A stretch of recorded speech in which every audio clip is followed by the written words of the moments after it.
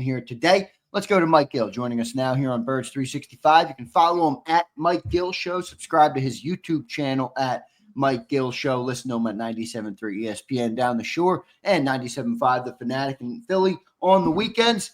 Mike, how you doing on this Wednesday morning, brother? A late night inside the park homer, man. Oh, boy. You see that happen all the time, huh, Mike? Walk off inside the park homer? What's that? Walk off. It was walk off inside the park homer. Yeah, a quirky field where it hits the bricks, and then the ball ricochets past the backup left fielder. It was pretty wild. I wake up this morning, I got people tweeting at me, Rob Thompson this, Rob Thompson. Come on. He went to Romano. I said, am I in the twilight zone here? But here we are. You get your last three pitchers is Daniel, Robert, Max Lazar, and then you've got to go to Jordan Romano. My God. I feel bad for the poor guy. Well, yeah, I mean, obviously you have the issue with the suspension. I mean, but I was just comparing relievers to cornerbacks in the NFL, because those are the guys who have sort of like up years, down years, yo-yos. Sometimes they have a great year, they come back and have a bad year. To get a consistent reliever is a really, really difficult thing from year to year to year. And if you have one, you should hold on to him like grim death. But yeah, how do you blame that on the manager? You got to throw somebody out there, especially in this era of baseball, Mike, where you got starters. God forbid if they go 7 innings, it's a miracle. Yeah, you had a one-hitter the other day, but that's ultra rare. Jordan Romano's been a disaster, but it was like, what was your other option? Kirkering through the other night. He hit 2 guys. I mean, you got to throw somebody out there. Somebody's got to pitch. And by the way, it was so dire that he had to try to get 5 outs from Romano because he had nobody else. Yeah. So it was a rough. And again, you have to look. You have to look at what happened in the games prior. Maybe guys aren't available because they're over their innings and pitching limits, and you have to look at the future and setting things up. It's way more complicated than just go out and win this game on July 8th or whatever date we're on. And we talk about football, obviously, here it's everybody treats every Phillies game like it's a Sunday Eagles game, where you have to win that game tonight. Otherwise, you have failed miserably. Like, there is no Kirkering may not have been available tonight. This guy only, the other day, he says, we went into the game, Ranger can only throw 85 pitches. So it's not like if Ranger's cruising and he can go to 100. No, he was told before the game, you get 85 pitches. That's it. They're not managing every game. Like, it's like if you watch the playoffs and haven't noticed that they manage those games differently than a game in July, all right, then you want to win a game in July more. That's okay. We understand your mindset. But that's not the mindset of these teams. They're not trying to win a July baseball game like it's, game 3 of the National League Division Series, where they'll pull the starting pitcher out in the first inning and try to piecemeal that whole game. I mean, if he doesn't have it that day, last night you got no bullpen options. A blind person can understand they need 2 to 3 new bullpen arms. They don't have it in their bullpen. So we're judging it like it's a Sunday NFL game. Yes. Yeah. If you want to judge it like it's a Sunday NFL game, they could have done a better job. It's July and they don't have the horses to finish that game out the way you want it. Yeah, no, they don't. Phil's, I think, going to be pretty good late in the year, but just worried about that bullpen. We'll see how it all shakes out. Mike, we are 2 weeks, brother, exactly 2 weeks today from the Philadelphia Eagles taking the field for training camp in 2025. What are you most excited about, Mike, as the football season is right around the corner? Well, I think it's an easy answer. It should be, but it's probably a sneaky answer. It's what's the step development for Jalen Hurts? Like, where does he go from here? This is a Super Bowl champion, MVP, who yet somehow still gets disrespected nationally. I'm not even sure his own fan base feels like, hey, we've got Jalen Hurts and you don't. Like, I don't know that he's even at that level with his own fan base. So what's the next step for Jalen Hurts? I think that should be everybody's excitement. He's just won a Super Bowl and an MVP. Where does he go from here? Does he finally silence everybody that will finally come on board and say, I don't know what it is, but this guy's the best? Or is he continuing to have to find ways to quiet these people who just haven't figured out? Mike? What does he have to do, Mike? Because I'm starting to think that there's HDS, Hertz derangement syndrome going on around where people just aren't going to give what does he have to do to earn that credit? What does he have to do in your opinion? It's a great question. What does Hertz need to do to win these detractors over? I don't know. Maybe grow 2 more inches. Maybe add a couple. In baseball, we were just talking baseball. You need some more velo on the fastball. His intangibles aren't what you would imagine. And, a lot of times when you come in and enter the league with certain things, that's the perception of who you are. It's hard to change those people's minds. So it's like, well, he doesn't throw. He's not the most accurate guy. He doesn't have a lot of zip on the ball or enough zip on the ball. So I don't know that he's going to win those people over because of the intangibles. But if he just keeps winning, I guess you'll slowly. And that's the interesting part about his possible, incline here, which is all these people who still question. At some point, you're going to have to come to terms with, he just keeps winning. And I just can't keep saying X, Y, and Z if he just keeps winning. So that'll be that to me, I guess, is what I'm looking forward to. What's the next chapter in the Jalen Hurts book here? Because it's truly been an amazing ride, right? I mean, think about this guy. I do think this is the year he's going to take that, but he's going to have to take, I think they're going to limit Saquon the best they can, and the ball might end up back in Jalen's hands, or he's going to have to win you more games this year. So I think you're on the right track though with what he's got to do this year. Yeah, and listen, the guy is really at a point now where I don't think we realize how young this guy is. He's still in his early 20s.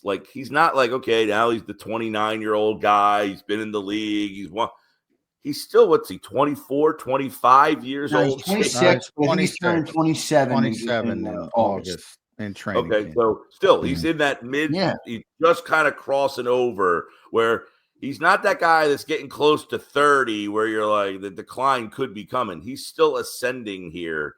So I'm that would be my answer is what's the next chapter here for Jalen Hurts? Probably not the sexiest answer because for some reason he's not the most likable or liked guy or appreciated guy. I don't know. He's a hard guy to figure out. I think it's been an incredibly quiet off season about Jalen Hurts. I mean, we barely talk about him on this show. I think that's what I'm here for, John. I'm here to bring reality back. I'll be talking about. No, this guy should be in the conversation. Yesterday we ranked the 5 quarterbacks that have the most pressure on them. And he's obviously not on that list. You've got your Lamar Jackson's, your Josh Allen's. Yet I think everybody still thinks Lamar Jackson and Josh Allen are better than Jalen Hurts. Well, they do, but that's to me is not disrespect. I brought up Warren Sharp a couple days ago. I pointed out to Zander, did a great thread on Joe Burrow. And just how good Joe Burrow has become. And, I always say quarterback evaluation is broken. So, Jalen Hurts wins a Super Bowl. So there's so many people. He's better than Lamar Jackson and Josh Allen and Joe Burrow because he won a Super Bowl. And I'm like, oh, that's a poor way to evaluate the quarterback position because not everybody's in a vacuum. Not everybody has the same supporting cast. Not everybody has the same luck, injury, attrition, things like that on a particular year. So I think there's tremendous respect around the league for Jalen Hurts. I think you see Steve Spagnuolo talk about him, after the Super Bowl. He's like, well, a lot of times we did what we wanted to do. And then it's, he pulls something out of his, what off schedule. How do you deal with that? It's so difficult. And those intangibles have always been there with Jalen Hurts. So the only place I differ, I think there's very little disrespect for Jalen Hurts around the NFL, and maybe amongst pundits and certain pundits, whatever. But to me, that doesn't. I guess the point is he's in the class with the Lamar, the Josh Allens, the Patrick Mahomes, Joe Burrow, but I don't think people put him in that class. Well, I don't think he should be in their class, but I don't think I guess that's where we differ. I don't find that. So I don't find that as disrespect. I don't find that. I would agree with that. Like, look, those guys. But my question is it a talent thing? Well, he's not as gifted as those particular quarterbacks, but he's got other things that they don't have. And I'm trying to, while I do this, I'm trying to pull up Warren's description of Joe Burrow. So here's an example. Like the Bengals, I mean, I think Joe Burrow should have been the MVP last year, but obviously nobody's going to consider it because of the way the Bengals were. So, I mean, it's just, what he's been able to do with that offensive line is just incredible. It really is. And the numbers bear it out. And I think when you do it from a personnel standpoint, you evaluate, how do you evaluate quarterbacks? Well, those guys, and I've talked to them enough. I've been lucky enough to talk to a bunch of the Eagles, different scouts and personnel people. And you're doing it differently than a fan or even a media pundit would do it and say, oh, Super Bowl. They're grading play to play. Are you doing your job? Did you get the ball? Did you put your team in the best position? And when you do it like that, yeah, guys like Jackson and Burrow and Josh Allen and Patrick Mahomes are considered probably the 4 elite guys. And then you can start arguing who number 5 is. And from that standpoint, Jalen Hurts didn't have his best season last year. His best season by far was 2022. I say it all the time, by far. Yeah. Even 2023, from a personal standpoint, he was better over the entire season from a personal standpoint. Do you think any of that was circumstance though last year, John? Like, in other words, he didn't really have to be that player last year because everything worked so well for them after the bye week. Well, obviously they shifted gears, and that's part of it. And certainly they scaled back again. He threw it 38 times in 2023, and then he threw it 360 times. That's a lot.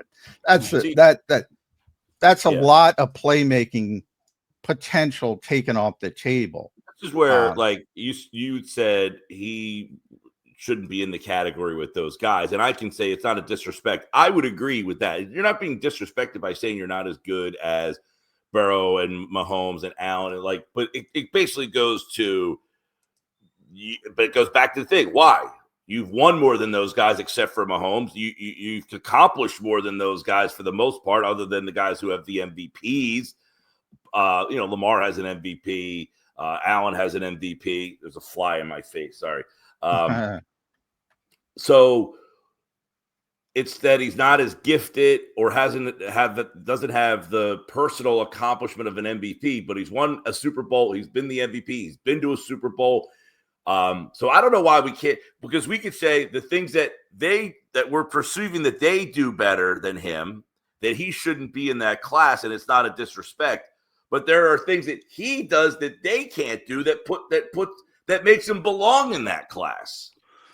Well, I don't have any problem with somebody making that argument, but I think the argument of just wins and losses, and most people in the industry will say wins and losses are not a quarterback stat. Now, I kind of have a differing view on that. I think when you win as much as Jalen Hurts, and it's that kind of anomaly, he deserves credit for that. But I do think, Nick Sirianni often calls football the ultimate team game. And then it becomes, well, if it's best quarterback, it's easy, right? Why do we even have these shows? Why do we even talk? Because we know who's going to win the Super Bowl, but we don't know who's going to win the Super Bowl.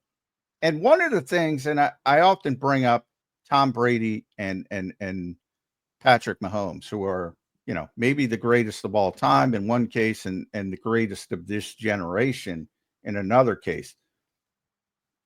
In Tom's 2 Super Bowls, not the one he lost to the Eagles, but the 2 he lost to the Giants, it was interior pressure that completely blew the game up, and he looked bad. And Patrick Mahomes' 2 Super Bowl losses, he looked very bad. Why? Interior pressure, right up the middle. Pressure as a whole when it came to Tampa Bay first and Philadelphia. It's like, do people not recognize that? It's not like Patrick Mahomes woke up the day of the Super Bowl and decided, hey, I'm going to play shitty today. The Eagles defense dominated. They couldn't do anything.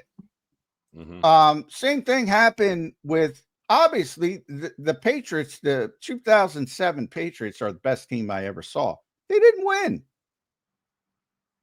They didn't win because Michael Strahan and Justin Tuck and those guys, I think Tuck was in that Super Bowl.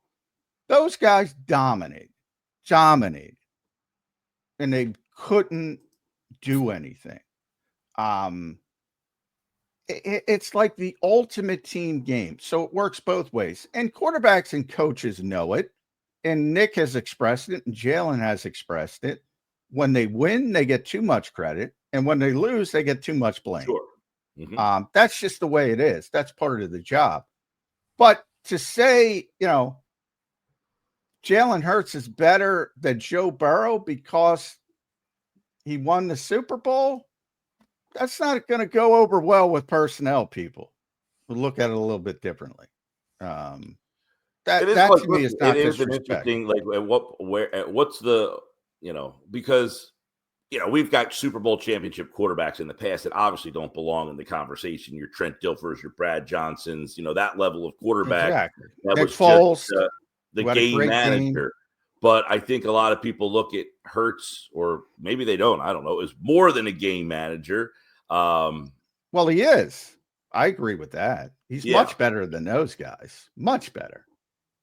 And he's a top 10 quarterback. And again, you could start arguing 5. He might be 5 in up years. He might be 10 in down years. But again, I think it all goes back to the skill set. I mean, it's like you got a guy like Zach Wheeler, and then you've got Ranger Suarez. And then everybody just is like, there's no question. Zach Wheeler's better. He's just better. Why? He's better. Well, he's the guy that throws the fastball, and he's, Ranger Suarez is just as consistent. He just doesn't throw as hard. So the guy who throws harder is presumed to be the better pitcher. Now, I think most people would say Zach Wheeler's career, his resume over the time has been better. But when you look at him this year, what differentiates it? Why one of those guys is better than the other? The numbers would say because Wheeler's pitched a little bit more. But realistically, Ranger Suarez is just as good numerically as everybody else. But no one really includes him in he can't even make the All-Star game as a Christopher Sanchez hasn't even got announced as a reserve for injured guys yet. So put Christopher Sanchez instead of Suarez and say, well, why isn't he as good as? And it all comes down to the perception of the skill sets, I think, is what ultimately ends up being the differentiator. All right. At Sharp Football, Warren Sharp, I found it. So I want to throw this at Mike. Yeah, I think it's so here's and Warren went on, and by the way, Warren has worked for the Eagles as a consultant. One of the best sort of advanced stat guys in the business. So he because Joe Burrow, believe it or not, gets criticism because he hasn't won hasn't won a Super Bowl, made a Super Bowl. But obviously hasn't gone to that level. And people say, why is he in the conversation to be number 1? Well, here's the reason. He's been blitzed at the lowest rate of any quarterback in the last 4 years, but he has been hit within 2.5 seconds of the snap at the highest rate. Blitzed at the lowest rate, hit quickly at the highest rate.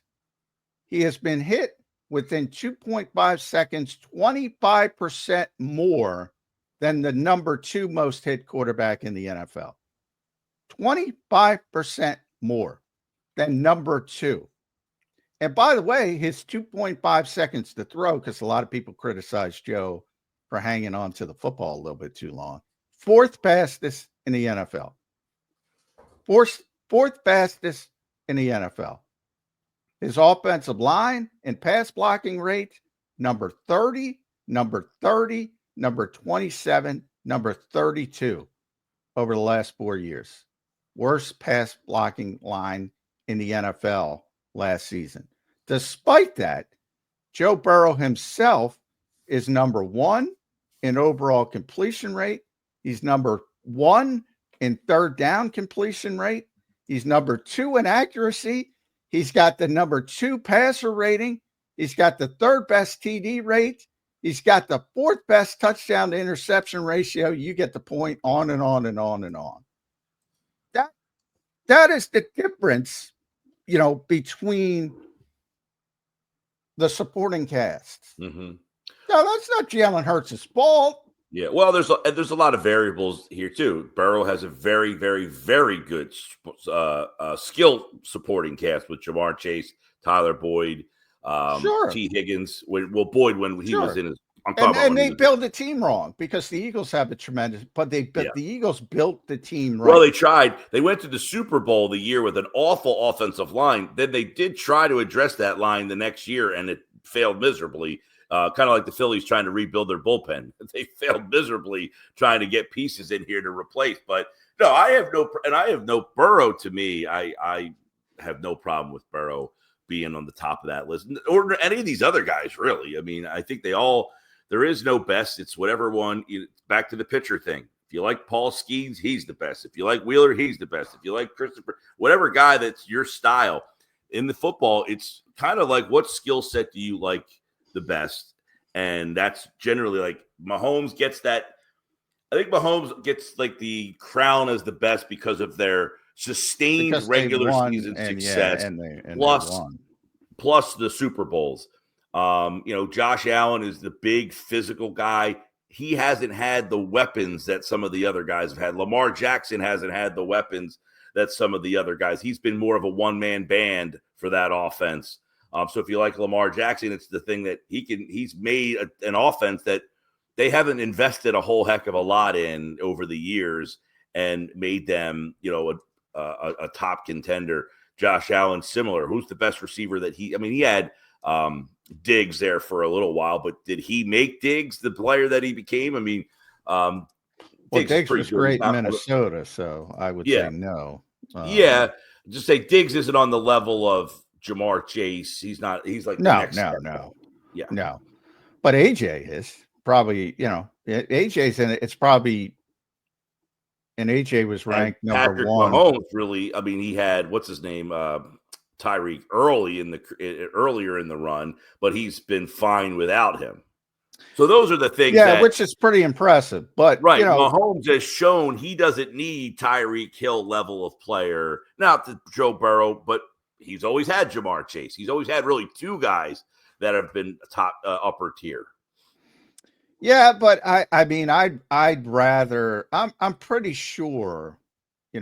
I talk about high volume throwers all the time. The volume might go down. The volume has certainly gone down for Patrick Mahomes. He's not the same statistics wise as he was when Tyreek Hill was there. But great quarterbacks are going to find a way to elevate those around them. Hey, when it comes to Super Bowls, I always say, and this, Mike, it gets lost in history. There's a lot of revisionist history. You say John Elway, one of the greatest quarterbacks of all time, won 2 Super Bowls. He did. That's a literal fact. He wasn't very good when he won those 2 Super Bowls. It was Terrell Davis's team. He was great when he was losing Super Bowls. He was the best quarterback in football. Peyton Manning's second one came when he was at the end of his career, and he was basically a disaster. Had his worst season ever. That's the most consistent quarterback from week to week I've ever seen, Peyton Manning. Mm-hmm. But it gets lost in history. He's won 2. Ben Roethlisberger. He had the worst Super Bowl ever for a quarterback, literally, statistically, worst ever on one of his wins. Nobody cares. He won 2. quarterback evaluation is broken. That is my thesis, Mike Gill. Just because now this is not an insult, but I know we're an Eagles show. But for people that listen, they know it's not an insult and actually listen. Jalen Hurts isn't great because he won a Super Bowl. He's great because of everything he's done since he's gotten here. And he is a guy who elevates. I talk about him all the time, the positives. What my favorite trait of Jalen Hurts is an intangible trait. And that is, and you know this from a baseball perspective, sometimes you don't have your best stuff as a pitcher, as a starting pitcher. And guess what? There are guys who would grind through not having their best stuff. Roger Clemens, to me, was the best example of that. That dude was going to grind and grind and grind and fight and fight and fight to try to get through. That's my best comparison for Jalen Hurts. He might play poorly in the first quarter. He might play poorly in the second quarter, in the third quarter, but he's a 60-minute player. If you give up one, he'll make 2 plays in the fourth quarter to beat you. That's very rare. Usually when guys don't have it, they don't have it on a particular game day. He keeps fighting and fighting and fighting, and I think that's his best attribute. But if people ask me who's better, Lamar Jackson or Jalen Hurts, Lamar's better. Josh Allen is better. It's not an insult. Joe Burrow's better. Patrick Mahomes is better. Then you can start the conversation. Those are the 4 elite quarterbacks in my mind right now. Well, that's what my answer was of what I was looking forward to training camp. There you go, Zander. There you go. There you go. Took us the down. Back and forth. People like the back and forth between Mike Gill and John McMullen. They At do, least they man. used to. They still do. There's no doubt about it. I still get comments. First time I heard Johnny Mac was on 97.3 ESPN with Mike Gill. They still come in. Yeah. Soon enough, football season will be here. Johnny Mac, if he was willing to, will be back. Yeah, at Mike Gill's show, listen to him, and I'll be there during camp. I will. Back in Wildwood today. We had people stop out Wildwood. I'm at Yuri's today for the Phillies game, 3:45. They got great specials. We're bringing the Eagles championship trophy with us down there so you can get your picture taken. So many people came out last week to get their picture taken. So if you're in the Wildwood area today, stop out and see us at Yuri's. We'll be there from 2 to 6. Nice, beautiful down the shore. I think it's supposed to rain. I don't know. I can't keep up with this weather. I think it's rain. I don't even know what's going on. It's not Yuri. Are you a Curb Your Enthusiasm fan, Mike? What's that? Are you a Curb Your Enthusiasm fan? Oh, yeah, big time. I don't think it's Yuri, but it might be Yuri. One of the greatest television scenes of all time was Robert Smigel during the softball game. People should watch it. I don't think it was Yuri. It was Yari. Yeah. So it made me think of, but Mike will be at Yuri's, watching the Phillies game. Yuri's on the waterfront, 97.3 down the shore. If you're down the shore locally in South Jersey, 97.5 on the weekends. The great Mike Gill. We appreciate it, buddy. A lot of people on vacation this week, but Mike Gill's always a hard worker. Well, you got to cover every sport. It's tougher to go on vacation. Well, I'm going on vacation in early August. I'll be away for about 10 days in Europe. And where are you going? You told us before, but I forget. I will be in Portugal for a couple days, and then I'm going to Prague for the rest. Prague, that's right. I remember. Now I remember. Because Prague, I've always seen in movies. I'm like, that'd be an interesting place to visit. And you're going to see. Yeah, we're doing the research now of places we want to check out. But I used a lot of my time early when I was in Thailand, so I don't have as many vacations days left this year as I normally do. World traveler, Mike Gill. We're still getting the Thailand, the ladyboy comments on the show. Yeah, I know. I love it. It was a very memorable trip to the people who continue to remember that. You remember it, so do I. Good stuff, Mike. We appreciate it, man. We'll talk to you again. We'll talk to you next week. When did you say you were going? I believe it in August or August 5th is when I fly out. There you go. That should be good. All right, Mike. We appreciate you, brother. Thanks for doing it today. Make sure you guys follow him at Mike Gill Show all over the map. We appreciate you, Mike. Talk to you again soon. See ya. Thanks, bud. There's Mike Gill joining us here on Birds 365. Great segment there, Johnny Mac. A little bit of Joe Burrow, Jalen. Yeah, I mean, it's stunning to me. I'm the exact opposite. Like I've always said I don't think there's a ton of disrespect. I'm not talking about individuals like Chris Sims or whatever. I don't think there's a ton of